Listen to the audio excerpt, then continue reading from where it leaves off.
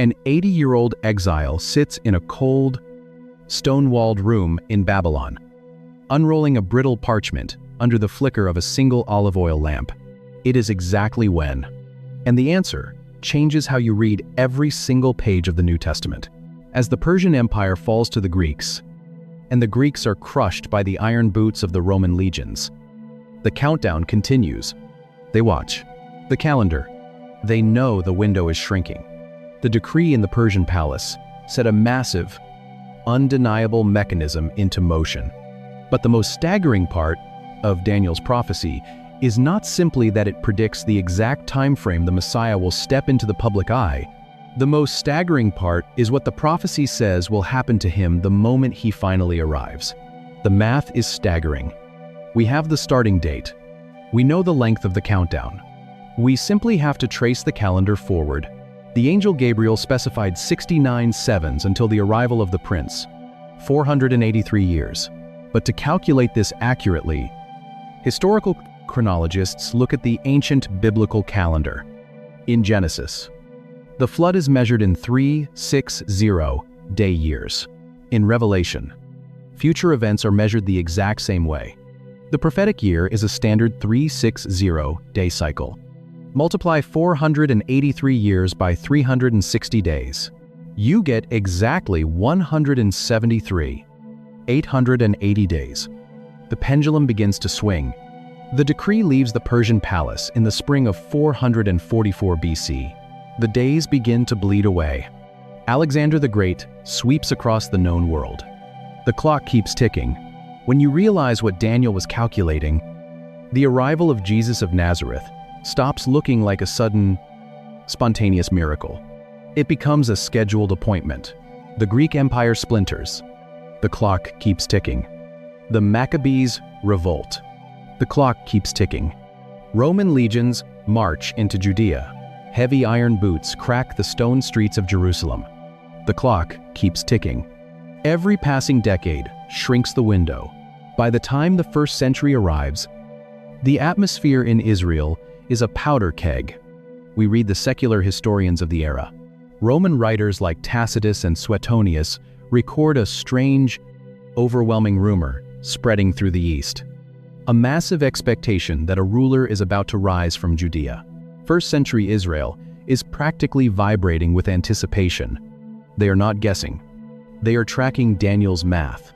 Count exactly 173. 880 days forward from King Artaxerxes' decree. Account for the leap years. Calculate the fractional difference of the solar calendar. The timeline does not land in a vague era.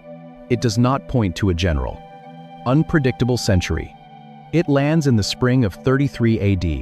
It lands on the 10th day of the month of Nisan. It lands on the exact day the Passover lambs are selected for slaughter. A carpenter from Galilee sits on an unbroken donkey. He rides down the steep, rocky slope of the Mount of Olives. The air smells like dry dirt and crushed palm branches. Thousands of people line the road. They strip off their cloaks. They scream for salvation.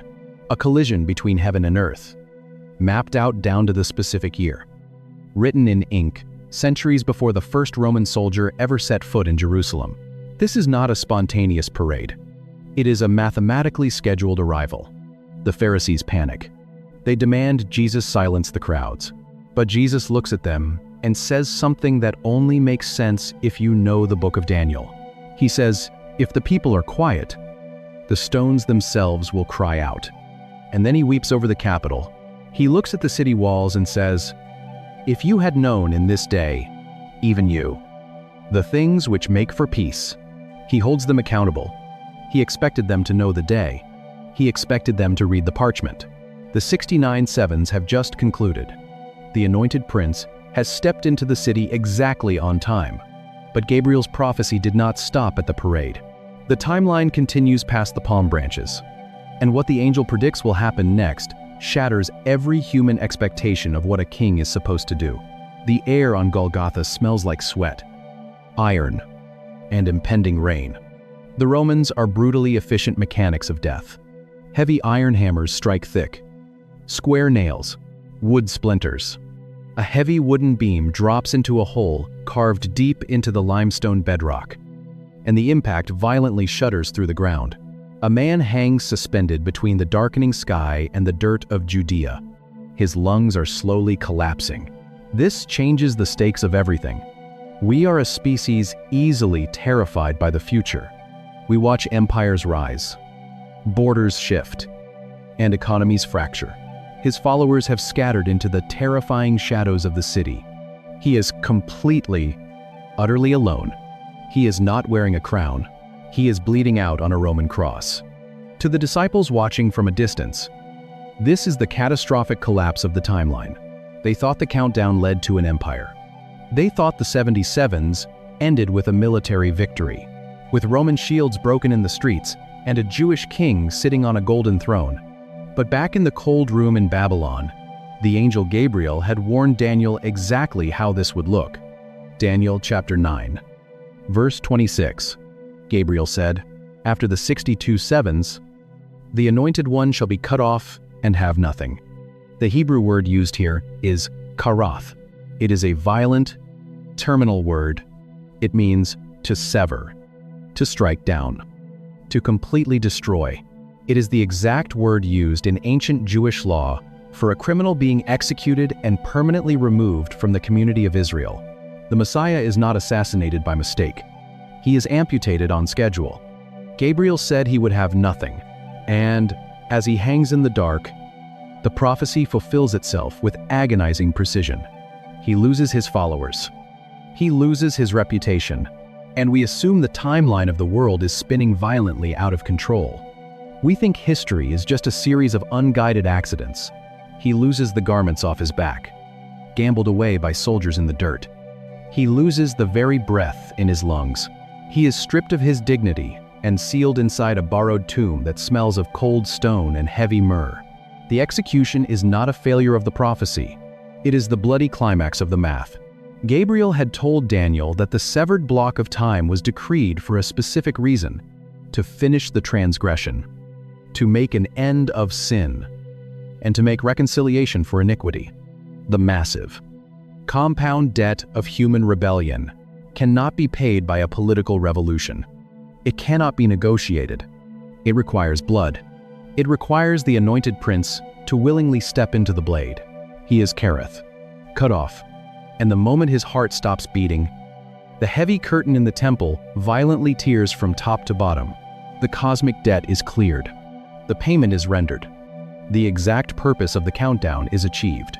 But as the blood dries on the wood, an unsettling silence falls over the timeline. Gabriel gave Daniel a master countdown of 77s. But the Messiah is cut off after the 69th. 483 years have passed. The king has arrived. And the king has died. But the math is incomplete. There is still one remaining 7. Daniel is reading the parchment to remind himself that someone is actively laying the tracks. The scroll in front of him contains the words, "7 final years are left on the angelic clock." And what Gabriel says will happen next introduces a terrifying, centuries-long pause in the architecture of history. The mathematical clock of Daniel chapter 9 suddenly hits a wall. 69 sevens have passed. The Messiah has been cut off. The cosmic debt of human rebellion has been paid on a splintered piece of Roman timber. But Daniel's prophecy explicitly required 77s to complete the architecture of history. There are 7 years missing, and instead of immediately ushering in the final week, the angel Gabriel tells Daniel about a catastrophic interruption. Daniel chapter 9, verse 26 says, "And the people of the prince who is to come shall destroy the city and the sanctuary. The end of it shall be with a flood." The math pauses, and history violently accelerates. Less than 40 years after the crucifixion, the Roman 10th Legion marches into Jerusalem. You can track the archaeology of this moment. You can read the brutal, eyewitness account of the historian Josephus. The sky above Judea turns black with thick, suffocating smoke.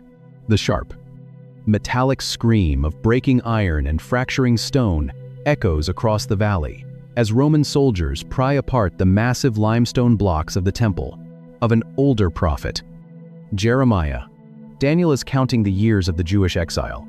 He knows his people were sentenced to captivity in Babylon, desperate to reach the gold that had melted in the inferno and seeped into the cracks. The sanctuary is obliterated. The city is leveled, exactly as the angel predicted in the cold Babylonian room. But this destruction creates a massive theological tension. If the city is destroyed, the Messiah is gone, and the final 7 years have not yet happened. Where exactly are we on the timeline? Scholars call it the prophetic gap, the great parenthesis. When you look at the master timeline of the biblical narrative, you realize that the apocalyptic clock stopped ticking the moment the Messiah was amputated from the earth. The pendulum froze in midair. This pause is not a divine miscalculation. It is an intentional rescue mission. The gap between the 69th and 70th is the era you and I are currently breathing in.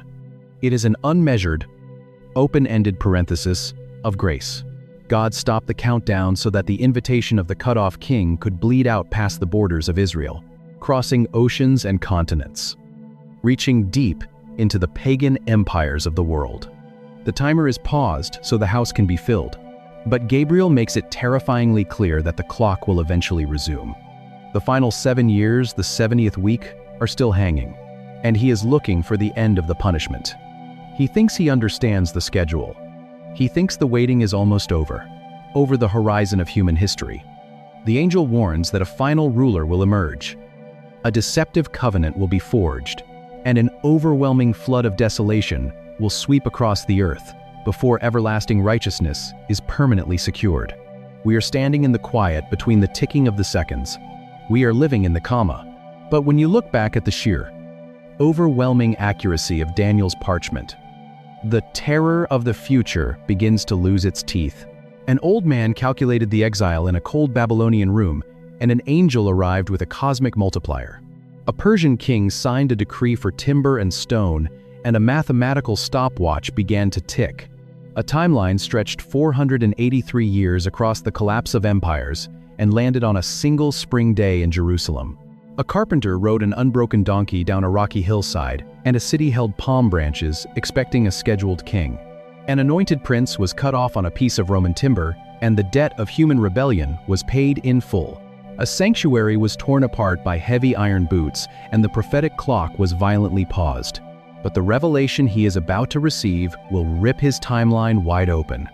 The divine messenger, who is about to step into this cold room, a pause stretched into centuries of open-ended grace, and the invitation of the amputated king reached the ends of the earth. One countdown, one God. But maybe the part that stays with me most is the word Gabriel spoke into the dark. Nekdak, an amputated block of time. Not an estimate, not a general era. The exact number of days carved out with a scalpel, severed from the rest of human history, just to make sure the king arrived exactly when we needed him. If you are in a season where the future feels terrifying, where the world looks like a chaotic, unguided nightmare, and your own life feels like it is spinning entirely out of control, you have to remember what was sitting on Daniel's desk. God is not improvising. He is not guessing. History is not a series of random accidents. The timeline is held by hands that are perfectly steady, and may the God who lays the tracks of time, the God who has never once been late to a scheduled appointment, walk with you through the quiet comma of your own life. If this reached something in you, subscribe. Leave a comment, even one word helps. Share this with someone who is going to hand him a countdown so frighteningly precise. It will haunt scholars, rabbis, and kings for the next 500 years, exhausted by the uncertainty of the future. Pray for us as we keep digging into these texts. You can hear the dry scratch of the scroll against the wooden table. He is far from home. It will create a fever pitch of expectation in the first-century Roman world. It is the exact reason why, when a carpenter from Nazareth finally rides into Jerusalem on a donkey, thousands of people are already standing in the dirt streets, holding palm branches, essentially looking at their watches. But to understand that grand countdown, you have to look at the smaller math problem already sitting on his desk. The math problem sitting on his desk begins with a devastated city. If you trace the timeline backward from Daniel's cold room, You land in the ash and rubble of Jerusalem. Decades earlier, the Babylonian army had breached the walls, collapsing the massive cedar beams of the temple and dragging thousands of Jewish citizens away in heavy bronze chains. It was a trauma so deep it severed the nation's identity. But the prophet Jeremiah had sent a letter into that exile. He did not offer vague spiritual comforts. He offered a hard, concrete number: 70 years. Jeremiah wrote that Babylon would rule, the exile would last, and the land of Israel would lie desolate for exactly 70 years. And Daniel, a brilliant administrator who has spent his entire adult life serving in the courts of foreign kings, has been tracking the calendar. He has survived the collapse of his nation, the madness of a Babylonian king, and a night locked in a den of starving lions. He is looking at the geopolitical tectonic plates shifting around him. Babylon has just been conquered by the Medo-Persian Empire. The regime has changed. The 70 years are almost up. This number is deeply important because it is not random. It is rooted in the ancient agricultural law of Israel, the Sabbath year. God had commanded the nation to let the farmland rest every seventh year, to leave the dirt alone and trust heaven to provide. But for centuries, the nation refused. They worked the land, ignored the Sabbath, and drove themselves into spiritual and economic exhaustion. The 70 years in Babylon were not an arbitrary prison sentence. They were a forced Sabbath for a bleeding land. God was simply collecting the exact number of rest years the nation owed the soil. And Daniel knows this. He reads the faded ink on Jeremiah's scroll, does the basic arithmetic, and realizes the debt is almost fully paid. The alarm clock is about to ring. So he begins to pray. Not a mild devotional prayer, but a raw, desperate confession on behalf of his people, begging God to keep his word and open the gates of Babylon. He is expecting a simple confirmation. He is anticipating a green light to pack their bags and go home. He assumes the mathematical equation of the exile has been solved. But tonight, the smell of dust is heavy in the air, and his hands are shaking for a completely different reason. He is not writing a prophecy. But there is a detail in the architecture of divine timelines that most people miss. And it is about to shatter Daniel's simple arithmetic. When heaven answers a prayer, it rarely limits itself to the immediate horizon. Daniel is asking for the end of a political captivity. But the response, when he is about to get, will address the captivity of the entire human race. Because while Daniel is still speaking, the air in the room suddenly changes. The room goes entirely still. The olive oil lamp flickers violently. The temperature drops. A sudden, inexplicable wind sweeps through the locked chamber. The brittle parchment flutters against the wooden table. Daniel is still on his knees. His forehead rests against the grit of the cold stone floor. His voice is hoarse from weeping. He is confessing the sins of his nation. He is begging for the 70 years of exile to end. Then, a hand grips his shoulder. The touch is sudden. It is heavy. The air in the room instantly smells like copper and burning incense. A shadow stretches across the wall. It is the angel, Gabriel. He does not knock. He does not announce himself. He crosses the distance between the throne room of heaven and the physical world in the time it takes Daniel to speak a single sentence. This is not a dream. It is a physical visitation. Gabriel arrives at the exact hour of the evening sacrifice. He is doing math. Most people read the book of Daniel as a collection of chaotic nightmares. We see the terrifying metallic statues. The great temple in Jerusalem is still a pile of blackened rubble. The massive bronze altar was smashed decades ago, but heaven has not forgotten the schedule. Gabriel tells Daniel he is highly esteemed. He tells him to pay close attention. He tells him a new decree has been issued. Daniel is asking for the 70-year exile to finish. He wants his people released. He wants the Babylonian debt cleared. He is expecting a green light to go home. But Gabriel does not bring a simple confirmation. He brings a multiplier. Daniel wants a political solution. Gabriel brings a cosmic resolution. Daniel is focused on a strip of land in the Middle East. Gabriel is focused on the eradication of human rebellion. The 70 years are not the final chapter. They are the prologue. Heaven does not just answer the question you asked. It answers the question you should have asked. The angel tells the exhausted prophet that the 70 years of captivity are indeed ending. But a much larger clock is just starting to tick. It is a master schedule. It will outlast the Babylonian Empire. It will survive the Persian conquest. It will bleed into the Bronze Era of the Greeks and survive all the way into the iron grip of Rome. We read about winged beasts rising from the sea, iron teeth crushing bones, and empires crashing into each other in the dark. It is a countdown to the absolute end of sin, the bringing in of everlasting righteousness, and the arrival of an anointed prince. But to see exactly how this clock works, you cannot rely on a standard English translation. You have to look at the exact, highly unusual Hebrew word Gabriel speaks into the quiet of that room. When you open Daniel chapter 9, verse 24, in almost any standard English Bible, you will read a phrase that sounds slightly cryptic, but generally manageable. The angel says, 70 weeks are decreed for your people and your holy city. We hear the word weeks, and our brains automatically calculate a timeline of slightly over a year. But a year makes no sense in the context of ending all human rebellion and bringing in everlasting righteousness. The English translation is flattening something mathematically profound. The word the angel actually speaks into the quiet of that room is the Hebrew shavuim. Shavuim is the plural of shavua, and it does not explicitly mean a 7-day week. It literally translates as a 7 or a unit of 7. It is a block of time. If you look at the ancient agricultural laws in the book of Leviticus, the Israelites measured their land rest cycles in sevens of years. When Gabriel tells Daniel that 70 shavuim are decreed, he is not talking about weeks of days. He is multiplying 70 by 7 years. We assume it is a book of wild, unpredictable apocalypse, a warning that the end of the world could happen at any random, terrifying moment. 490 years.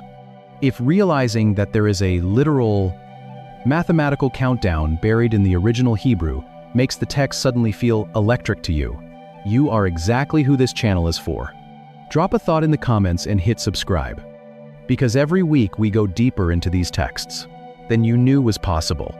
So, Gabriel hands Daniel a 490-year prophecy. But there is a second word in that exact same sentence that carries even more weight. The angel says these 77s are decreed. The Hebrew verb used there is nektak. It is an incredibly rare word. In fact, this is the only time it appears in the entire Hebrew Bible, and its root meaning is jarring. It does not just mean to decide or to declare. It means to cut off, to sever, to amputate, like a surgeon taking a sharp iron blade to a limb, or a king slicing a piece of territory away from an empire. Heaven has taken a scalpel to the timeline of human history. God has literally carved out a block of 490 years from the vast expanse of time, isolated it, and designated it for one singular, earth-shattering purpose. Within this exact, severed block of time, the transgression will be finished, sin will be atoned for, and the Anointed One, the Messiah, will arrive. This is not a vague spiritual metaphor. It is a legally binding chronological contract. If you were a Jewish scholar living in the centuries after Daniel wrote this down, you would feel the heavy, but if you look closer at what this old man is actually doing in the quiet of this room, the chaos entirely disappears. Unrelenting swing of a brass pendulum. You know the exact length of the countdown. You know the exact number of years required before the sky breaks open, and the king steps into Jerusalem. There is only one problem remaining. A countdown of 490 years is entirely useless if you do not know the day the timer begins. When exactly does someone fire the starting gun? The starting gun does not sound in a temple, and it is not fired by a priest. It echoes in the cavernous, marble-floored banquet hall of a Persian palace, more than 80 years after Daniel's death. The year is 444 BC. Springtime, the month of Nisan, A Jewish cupbearer named Nehemiah stands before Artaxerxes, the most powerful monarch on the planet. Nehemiah's hands are trembling as he lifts a heavy golden goblet filled with wine. The sweet, fermented smell of grapes hangs in the air. But Nehemiah cannot mask the profound grief etched into his face. Persian kings demand absolute perfection in their presence. Displaying sorrow before the emperor is a capital offense. You can be executed simply for ruining the aesthetics of the room. Artaxerxes looks at his cupbearer. He asks why his face is heavy with sadness. Nehemiah breathes a desperate, silent prayer. And then he asks for the impossible. He asks for timber. He asks for royal letters of safe passage. He asks for permission to leave the luxury. The Book of Daniel is not a gallery of random apocalyptic monsters. It is a ticking clock. The real question of this book isn't simply what will happen. Of the Persian citadel, travel hundreds of miles through dangerous territory, and rebuild the burned, shattered walls of Jerusalem. And the emperor of the world says yes. Artaxerxes issues the decree. He signs the royal letters, sealing them with hot wax and the heavy pressing of his signet ring. This is not a casual political favor. It is the triggering of a cosmic stopwatch. Back in Daniel's cold room, the angel Gabriel had been fiercely specific. He had said, from the going forth of the command to restore and build Jerusalem until Messiah the Prince, there shall be 7 sevens and 62 sevens. Gabriel split the severed block of time into distinct mathematical segments. First, in a period of 49 years to rebuild the streets and the wall in times of severe trouble. Nehemiah and his crew accomplish exactly this. They lay heavy, rough-hewn limestone blocks in the blinding Middle Eastern sun, literally holding a building trowel in one hand and a bronze sword in the other. But it is the second segment of the prophecy that holds the massive weight of history. 62 sevens, 434 years. Add the two segments together, and you have exactly 483 years. Using the ancient prophetic calendar of 360 day lunar years, the timeline stretches tightly across the centuries. It begins in the month of Nisan in the 20th year of King Artaxerxes, and it reaches forward into a completely different era. For centuries, Jewish scholars unroll the scrolls, trace the royal decrees, and calculate the timeline.